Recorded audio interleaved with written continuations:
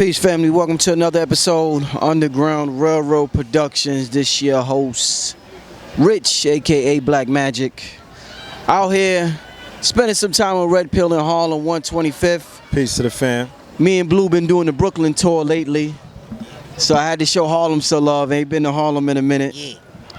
I was talking to Red, and I was reading an interesting article in the Los Angeles Times. And we was debating on how much truth we thought there was to the article. The article says, the title of the article says, African Americans are the only U.S. racial group earning less than in 2000.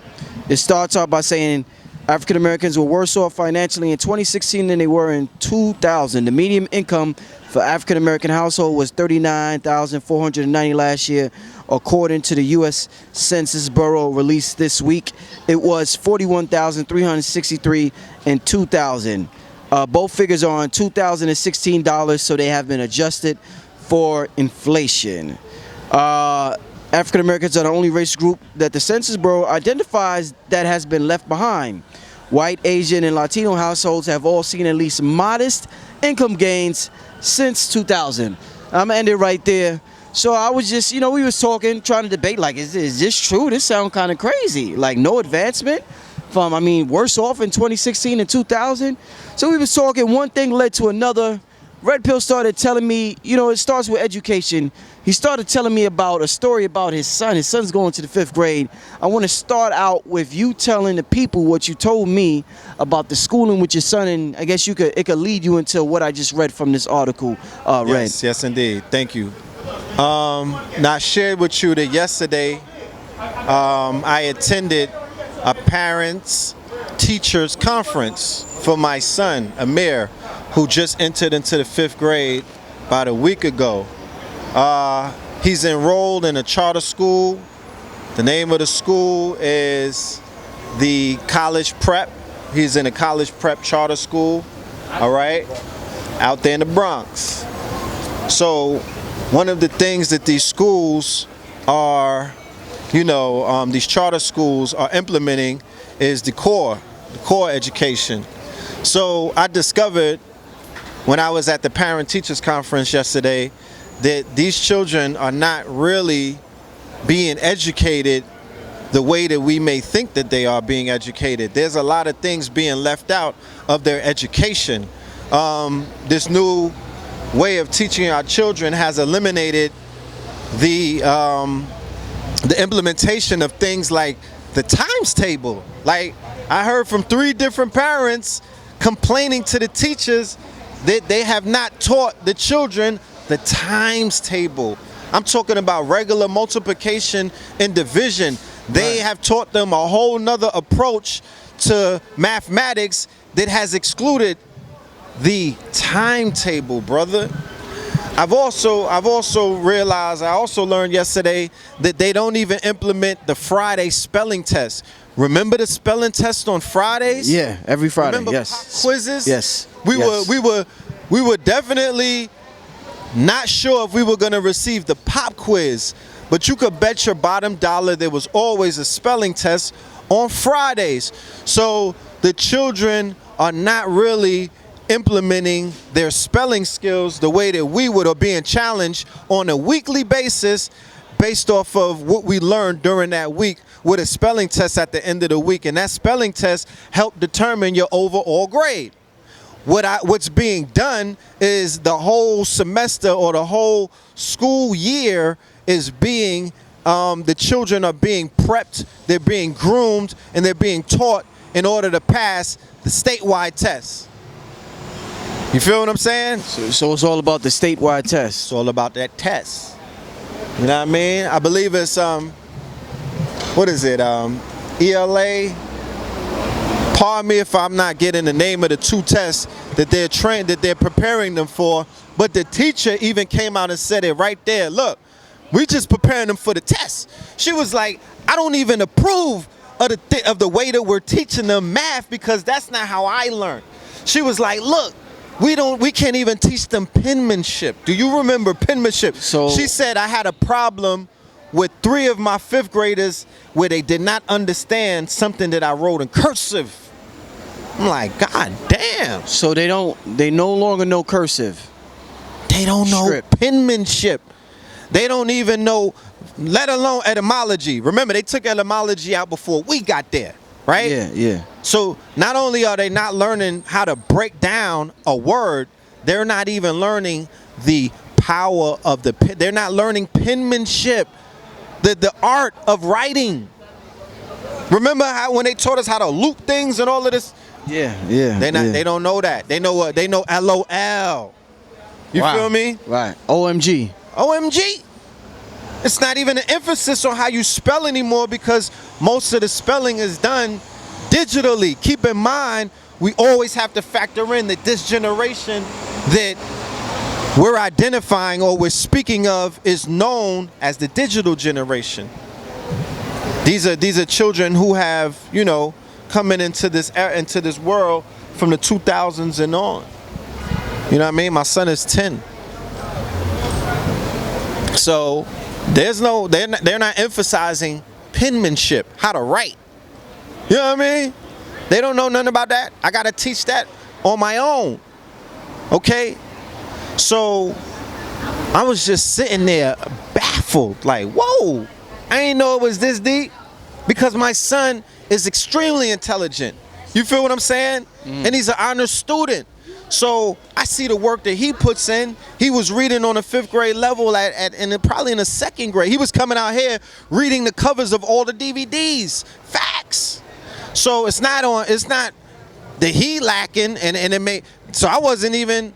But when I saw from a parental standpoint of what's being done to dumb our children or to keep them in a state where they will not be able to compete.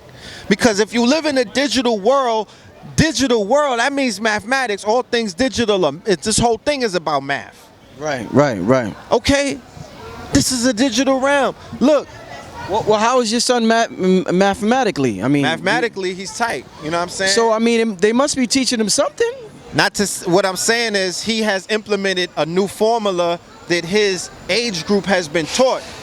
That's all. He knows that, but he also knows the timetables because we taught him the timetables. So you taught him personally? We've been taught. We didn't wait for the school to teach the timetables. Okay. I'm assuming that they're utilizing the timetables. When I went over some of the homework with him over the summer, he was solving his problems a whole different way than how I was solving them. But I didn't know that this was excluded. It was brought to my attention that it wasn't even taught. Right. The teacher went rogue and she was like, yo, I printed out because, they got the digital board.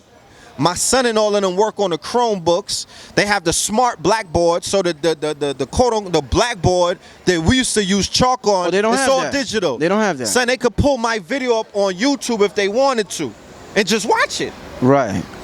Like, they got music class. They have a segment of music. And the children are asked by the teachers to tell them the kind of music that they listen to. And guess what they listen to? I don't want to cry. All my friends are dead. And that's all. What do they know? What do 5, 6, 7, well, my son is 10, but what do 8, 9, 10, 11, and 12-year-olds, what do you think they're listening to? Peppa Pig? Huh? What are they listening to? Alvin and the Chipmunk soundtrack? No. They're listening to the turn up. They're listening to the mumble. I was having this conversation with somebody the other day so we could put into context what exactly mumble rap is and put into context why you see MCs that are grunting these days.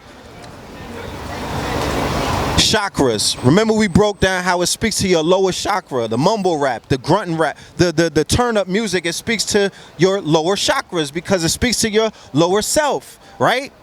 The highest expression of word is poetry.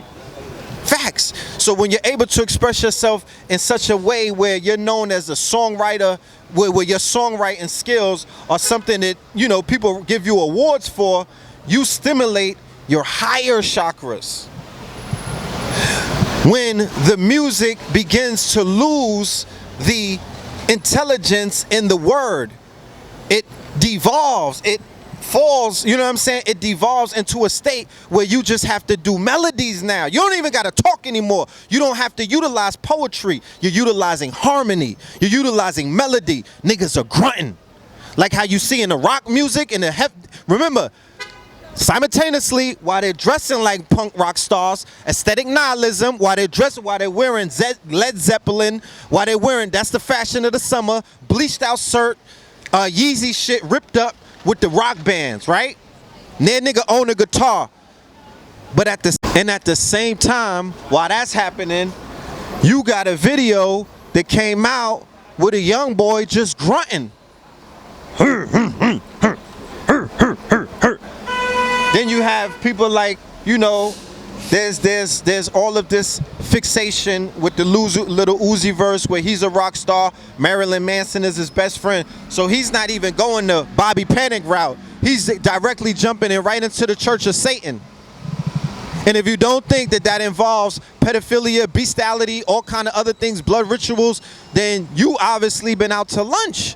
So the music has devolved all the way to a point where it's just mumble, grunting. You don't even have to pronounce a whole word anymore.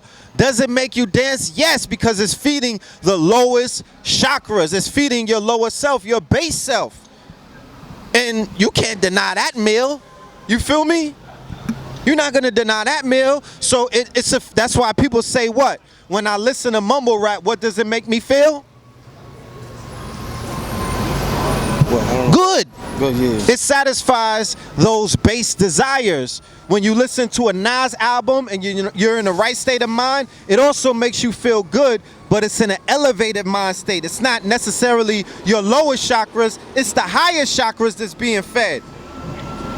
So, you know, so all I'm saying is, you know, we got to be very mindful about what's taking place, because all of that ties in to your value. All of that ties in to your median household income. All of that ties in into your net worth. All of that ties in into, if you're at the bottom, like Claude Anderson said, a permanent fourth class citizen. Because men lie, women lie what? Numbers don't. So if they put in our reports to say, according to the numbers, black people are at the bottom of the pile, we could prove it numerically, because you don't take home the amount of money that the Latin Americans take home. You're not taking home the amount of money that the Asian Americans are taking home. You're taking home peanuts. And because we're teaching you in these failed schools with this failed school curriculum, you know. Red, do you think what's going on in your son's school, is this just a zip code thing, or do you think this is just a new school curriculum overall where they feel as though penmanship and cursive writing and multiplication is not as important as it was in Remember, the past? when this whole thing, this new Board of Education, the Betsy DeVos, but even before her, they were implementing the same programs nationwide. It was a sweep. So they were removing different programs that worked for different schools that taught children on different levels, and they were basically like, yo, all of y'all gotta follow this curriculum. You feel what I'm saying? So it's appearing that this curriculum, I could be wrong. If I am, please correct me and let me know, in different states, do they have different curriculums and different ways of teaching the youth with this new way of teaching them and whatnot. So I know for the charter schools, not, let me rewind that. It's the charter schools that basically have to follow the charter. So they're teaching the children in a certain kind of way. That's why a lot of people were against the charter school. They was like, don't fall for that. That's the rules. That's basically, you know what I mean? That's not what you think it is. It's about developing your own schools. It's about homeschooling. It's about basically owning or controlling the narrative through the curriculum. And that's something that you're not going to necessarily find. Now, they have STEM schools. They have prep schools, prep academies and things of that nature. I have a niece that goes to school with Donald Trump's son, Barron. She has a scholarship to go to the prep school downtown Manhattan. You feel what I'm saying? Based off of her intelligence, the entry exam that she took many years ago. So there's definitely schools inside of New York City because you got these gentrified neighborhoods and things of that nature. And I'm sure that these Europeans are definitely teaching their children how to prepare for the future, because wherever they're not teaching our children technology, computer science, programming. Remember, to understand that, you have to have a deep understanding of math. So if they're not teaching them that in their developmental stages, well, goddamn it, they're setting them up for something else. Maybe lifetime employment at Walmart. Okay? Well, you just gotta, can I take your order, please? You know what I mean? So we really gotta ask ourselves, are they only preparing Americans to be a permanent consumer base, where there's a small percentage of them that they are now teaching, in the age of information that is, that they're teaching the tools that they need in order to compete? Because we're talking about Asia, we're talking about India, we're talking about Africa. It's a global competition taking place right now. And please believe me, the fifth graders in Asia, certain places in Asia like China, right, like Japan, like Korea, North and South, like Africa, they're not learning at that. They're not learning on mundane levels like that. And that's not to take away to say that my son is learning on a mundane level, because he is intelligent. He learns at home. My son been to more lectures than most people that I know. He soaks up that information. He's been from, right? Facts. Yeah, yeah. From the womb, he was getting the light. LIU. From LIU days. So he got what he, you know what I mean? He got his bars and whatnot. But what I'm noticing is that the school system is definitely lacking, is lacking the tools at this point, man. A lot of things are, huh? It's a lack of education. Lack of education, man. Lack of education. You know, facts. That's why these videos are so important. That's why the alternative media is so important. That's why the community or the network of conscious teachers are so important, because they are going to be the ones, they're not the only ones. When the entertainers decide that they want to be the educators or the inter-trainers, you know what I mean? They'll fit in that category as well. When the athletes and everybody else who have a brain decide that they want to start putting it out there and teaching people, then they'll fall in that category as well. But right now, the value of the teachers have to be recognized. They have to be shown some kind of appreciation, because they are the ones holding a lot of the keys to teach not only the parents, but the children as well. You feel what I'm saying? Like, keep in mind, they can absorb. Look at KT, the arts degree, who was self-taught along with being taught in the schools. He was taught by Dr. Sabi. He was taught by Mama Pill. He was taught on his own by educating himself when you had to go to the library, before the Google and whatnot. Do you know when they have math problems, they go to Google? Do you know when they're reading English, when they're in English class and there's certain words that they don't understand or concepts that they're not familiar with, they'll go right to Google? You dig what I'm saying? We had to go to the dictionary, we had to go to the encyclopedia, we had to go to other different periodicals in order to receive what it is that we needed to learn. They're going right online. You know what I'm saying? So Autocorrect and all that. You saying they just ask Siri? just ask Siri. Just B. ask Siri to answer. Huh? Yeah, Google. Yeah. What's that? What is it when you want to talk to Google? Google something, and it'd be like yes, and you just say it. So all I'm saying is, when you brought up the fact that our race that has been identified as the Black Americans, right? They are, you know, statistically being shown to on a global scale that they are at the bottom of the barrel after so many years in America, so many strides, so many images of success. Keep that in mind. So much of a perception. I was just watching a video on Facebook of a continental African. He's in his living room. He's speaking to African Americans. He's saying, you are the most powerful melanated people on the planet. Please don't ever forget that. The access that you have to the resources that are available here. The fact that everybody listens to y'all. The fact that people follow your culture around the world, and you know what I mean? And they not only do they follow it, they live by it. He was like, y'all don't worship white people the way that Africans and other people worship the European.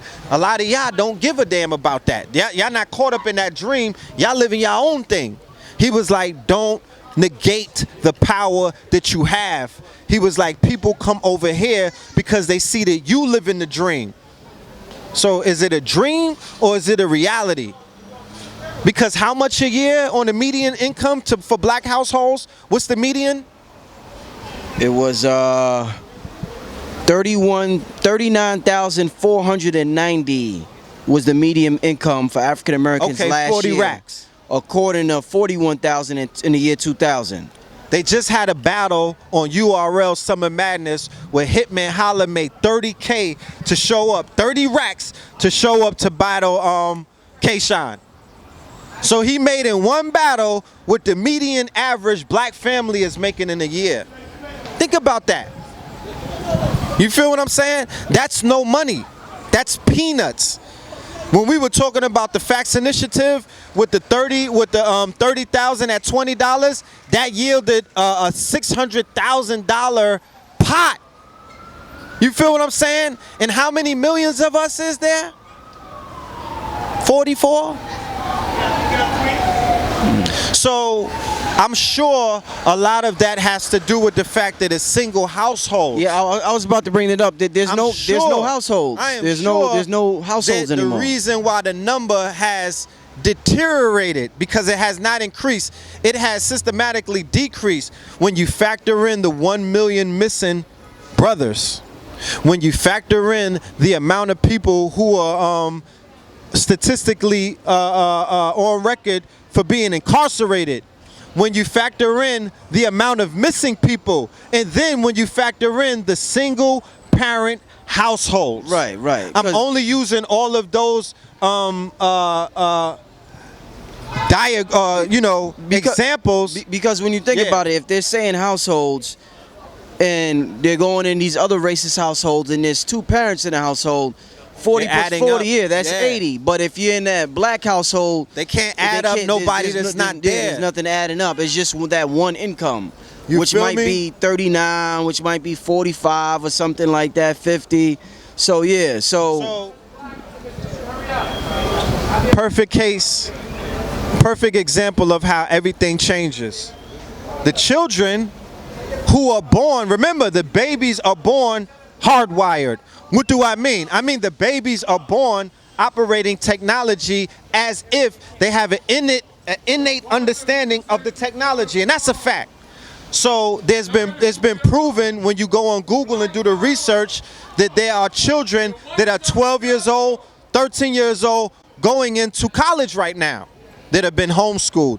And there's also children who are millionaires who have done what? Embrace technology at a young age, and they become app developers, they become product developers, they become entrepreneurs working for themselves. They utilize all of the boom that are taking place online in the technology world to become tax-paying citizens, but also millionaires, thousandaires, and multimillionaires. So we know that the children are now part of the median household. So our children in these schools have to begin, if not in the schools, outside of the schools, after school programs, online academies, membership sites and things of that nature. You dig what I'm saying? Where the children, or even when you have summer camp or when you have tutors, the children have to learn all things digital at this point in time, and they have to be able to learn about entrepreneurism, tapping into their talents, tapping into their they got children on YouTube that are getting checks bigger than some of the adults. Do you know that? That video game market. That video game market is super wavy. But this is what I'm saying though, Red. It's like when you look at the video game market, Red, and you look at the kids on YouTube making money promoting video games, they getting endorsements from all types of companies. Yeah. Along with YouTube giving them a check. So they getting all types of checks. Yes. Why is it so hard for our culture, hip hop, let me just say hip hop culture or whatever, to understand that if your kid is gonna be in the video games, monetize it. If your kid is gonna be if you're gonna be into makeup, monetize it. It seems as though we get involved in everything for fun. Yeah. And everybody else gets involved in it and makes an industry out of it. They industrial. Right. And What is that? and Why is that?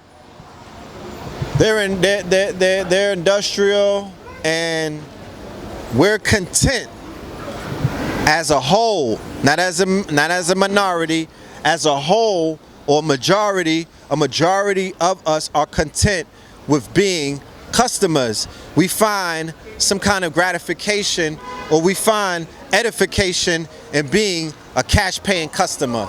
That does something to us that says, you know what? We matter. Green dollars matter, right? They want their dollars to matter. They want them being customers to matter. They're saying to themselves, we don't have to take it further than that. But we're not being taught, or we're not being trained, or we're not being programmed to say, wait a minute, we all been playing Nintendo from the 80s. Who owns stock in EA Sports? Who owns stock in Nintendo? Who owns stock in PlayStation? Whoever got together as a group of melanated African Aboriginal people and say, yo, what does it take to make a video game? What are the steps? Because I'm seeing these video games get money like movies. And I know that we got mad stories to tell. My thing is this: children should be learning how to be participants in every single field that they participate in. If we're not raising them to be business disruptors, or we're not teaching them to be business owners or participants in industries that they are belonging to, then we don't have nobody to blame but ourselves. You dig what I'm saying? We don't have nobody to blame but ourselves.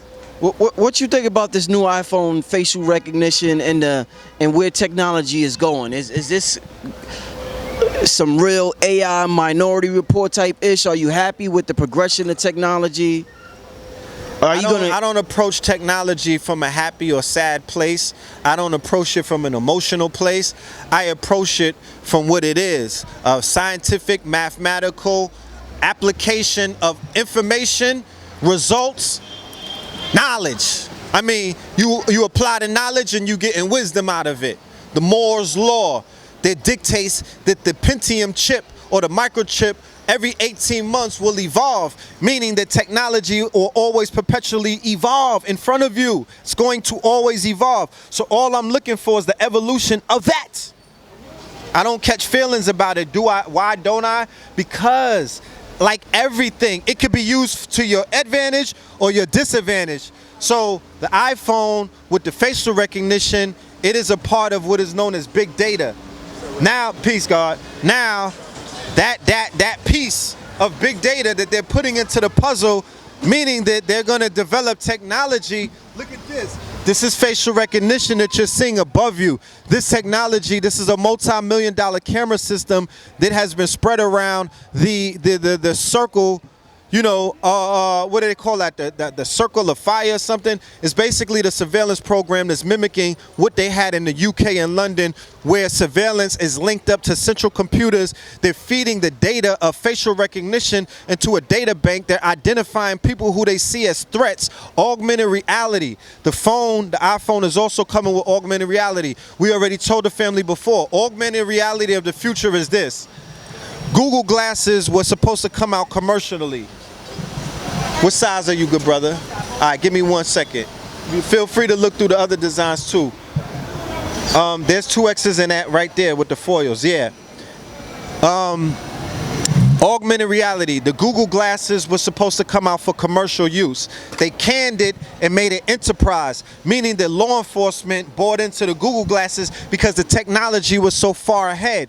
What is augmented reality? You see the cops with the body cams? All right. Picture if the body cam, if they walk around with a body cam on and they're able to see everybody through everybody's face through the body cam or through the Google glasses where the camera will have augmented reality, meaning that your threat level, your criminal record, all of the things will be color coded right in front of them.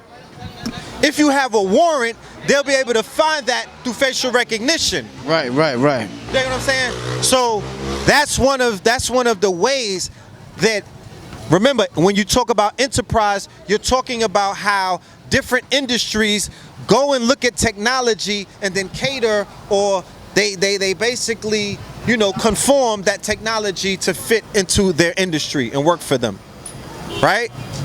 So that's what you're seeing when you see law enforcement jump in with augmented reality. Now, is the iPhone 10 going to be doing that? No, the iPhone 10 is simply going to be collecting data. It's called data mining. So now, when the companies buy in your traveling habits, when they buying into your web browsing habits, what websites do we like to visit? What is his eating habits? What, you know what I mean? What's the frequency in which he likes to watch nudes? All of that stuff. That's big data. What is his shopping habits? Now they're gonna have your face. So that's just another. Big Pharma has pushed. What was it? What was the big oil as the highest grossing industry in the world? Because it's not just America anymore. Everything is transnational. So in this world, big data is at the top. You know what I mean?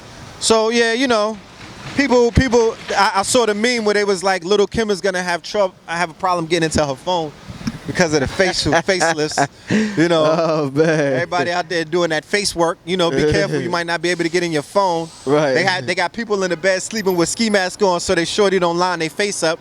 So it's gonna present different challenges, but for the creators out there and the people who are visionaries, you got to learn now how to utilize that face recognition for your benefit. Give me 1 second. Wrap it up, because I gotta, just leave the people your info. Yeah. Go and download the Know the Ledge app out of the iTunes stores and the Google store. You know what I mean? We're dealing with some technology. We're reaching out to all app developers and programmers and coders. Please sign up for the membership. Get with us, because we got some things going on in the future. Like I said, these babies need to upgrade. We need to close this digital divide. It's not going to happen in these public schools. It's not going to happen in these charter schools. It's going to happen through the communities and the people who are visionaries and forward thinkers and whatnot.